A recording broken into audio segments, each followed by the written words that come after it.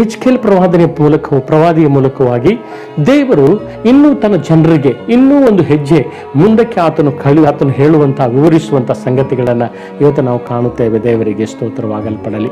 ಎಜ್ಕೇಲ್ ಪ್ರವಾದನೆ ಪುಸ್ತಕದಲ್ಲಿ 11ನೇ ಅಧ್ಯಾಯ 19ನೇ ವಚನವನ್ನು ನಾವು ನೋಡಿಕೊಳ್ಳುವುದಾದರೆ ಅಲ್ಲಿ ನಾವು ಓದ್ತೇವೆ, ಅವರು ನನ್ನ ನಿಯಮಗಳನ್ನು ಅನುಸರಿಸಿ ನನ್ನ ವಿಧಿಗಳನ್ನು ಕೈಕೊಂಡು ನೆರವೇರಿಸಲಿ ಎಂದು ನಾನು ಅವರಿಗೆ ಒಂದೇ ಮನಸ್ಸನ್ನು ದಯಪಾಲಿಸಿ ನೂತನ ಸ್ವಭಾವವನ್ನು ಅವರಲ್ಲಿ ಹುಟ್ಟಿಸುವೆನು. ದೇವರಿಗೆ ಸ್ತೋತ್ರ.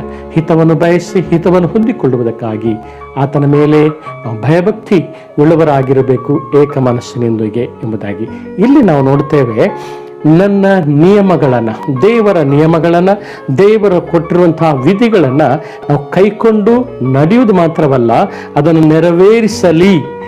ನಾವು ಕೈಕೊಳ್ಳುವವರು, ಕೇಳುವವರು, ಓದುವವರು, ಧ್ಯಾನಿಸುವವರು ಆಗದೆ ಆ ನಿಯಮಗಳನ್ನು, ವಿಧಿಗಳನ್ನು ನಾವು ಕೈಕೊಂಡು ನಡೆಯುವವರು, ಅದನ್ನು ನೆರವೇರಿಸುವವರು ನಾವು ಆಗಿರುವುದಕ್ಕೋಸ್ಕರವಾಗಿ ಅವರಿಗೆ ನಾನು ಒಂದೇ ಒಂದು ಮನಸ್ಸನ್ನು ದಯಪಾಲಿಸಿ ಒಂದು ಹೊಸ ಸ್ವಭಾವವನ್ನು, ನೂತನ ಸ್ವಭಾವವನ್ನು ಅವರಿಗೆ ನಾನು ದಯಪಾಲಿಸ್ತೇನೆ ಎಂಬುದಾಗಿ, ಅವರಲ್ಲಿ ನಾನು ಹುಟ್ಟಿಸ್ತೇನೆ ಎಂಬುದಾಗಿ ದೇವರು ಆತನು ಹೇಳುವನಾಗಿದ್ದಾನೆ. ಎಂಥ ದೊಡ್ಡ ಆಶೀರ್ವಾದವಾದ ವಾಕ್ಯ, ಎಂಥ ಅದ್ಭುತನಾಗಿರುವ ನಮ್ಮನ್ನು ಪ್ರೀತಿ ಮಾಡುವಂಥ ದೇವರು ಇವತ್ತು ನಮ್ಮ ಹಿತವನ್ನು ಬಯಸಿ ಆ ಏಕಾಗ್ರತೆಯುಳ್ಳವರಾಗಿ ನಾವು ಭಯಭಕ್ತಿ ಉಳ್ಳಿರುವಂತೆ ಆತನು ಗಿಫ್ಟ್ ಆಗಿ ಆ ಮನಸ್ಸನ್ನು, ಏಕಾಗ್ರತೆಯ ಮನಸ್ಸನ್ನು ಕೊಡುವನು.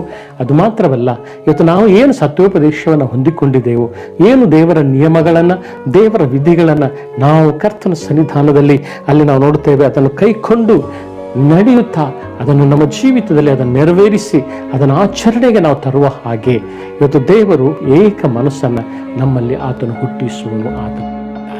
ದಿನ ದಿನವೂ ಸೂರ್ಯನವನ್ನು ಹುಟ್ಟುವ ಹಾಗೆ ಇವತ್ತು ದೇವರ ಮಕ್ಕಳಾಗಿರೋ ನಮ್ಮ ಜೀವಿತದಲ್ಲಿ ದಿನ ದಿನವೂ ಕ್ಷಣ ಕ್ಷಣವೂ ದೇವರ ಮೇಲನ ಪ್ರೀತಿ ಮಾತ್ರವಲ್ಲ, ಹಿತವು ಮಾತ್ರವಲ್ಲ, ಇವತ್ತು ನಾವು ನೋಡುತ್ತೇವೆ ಆತನ ವಿಧಿಗಳನ್ನು, ನಿಯಮಗಳನ್ನು ಅನುಸರಿಸಿ ನಡೆಯುವ ಹಾಗೆ ನಮ್ಮಲ್ಲಿ ಒಂದು ಕರ್ತನು ತಾನೇ ಆ ಮನಸ್ಸನ್ನು ನಮ್ಮಲ್ಲಿ ಹುಟ್ಟಿಸುವನಾಗಿದ್ದಾನೆ. ದೇವರಿಗೆ ಸ್ತೋತ್ರವಾಗಲ್ಪಡಲಿ. ಹಾಗಾಗಿ ಇವತ್ತು ದೇವರ ಮಕ್ಕಳಲ್ಲಿ ನಾವು ಯಾರು ಇರುತ್ತಾರೋ, ದೇವರ ನ್ಯೂನತೆಯಲ್ಲಿ ಯಾರು ಇರುತ್ತಾರೋ ಅವರಲ್ಲಿ ದೇವರು ಈ ನೂತನ ಮನಸ್ಸನ್ನು ಆತನು ಕೊಡುವ ದೇವರು.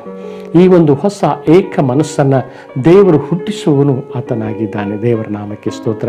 ಭಯಭಕ್ತಿ ಉಳ್ಳುವುದು ಮಾತ್ರವಲ್ಲ, ದೇವರ ನಿಯಮಗಳನ್ನು, ದೇವರ ವಿಧಿಗಳನ್ನು ಕೈಕೊಂಡು ನಡೆದು ನೆರವೇರಿಸುವುದಕ್ಕಾಗಿ ದೇವರು ನಮಗೆ ಮನಸ್ಸನ್ನು ಅನುಗ್ರಹಿಸುವನು.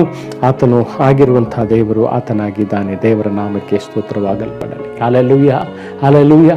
ಹಾಗಾಗಿ ದೇವರ ವಾಕ್ಯದಲ್ಲಿ ನಾವು ಬಹಳ ಬಹಳ ಗಂಭೀರತೆಯಿಂದ ನಮ್ಮ ಮನಸ್ಸು ಈಗೋ ಅದ ವಾಕ್ಯಗಳ ಮೇಲೆ, ನಿಯಮಗಳ ಮೇಲೆ ಅದು ಯಾವಾಗಲೂ ಇರುವುದಕ್ಕಾಗಿ ನಮ್ಮನ್ನೇ ದೇವರಿಗೆ ನಾವು ಸಮರ್ಪಣೆ ಮಾಡಿಕೊಳ್ಳುವವರಾಗಿರೋಣ. ದೇವರಿಗೆ ಸ್ತೋತ್ರವಾಗಲ್ಪಡಲಿ.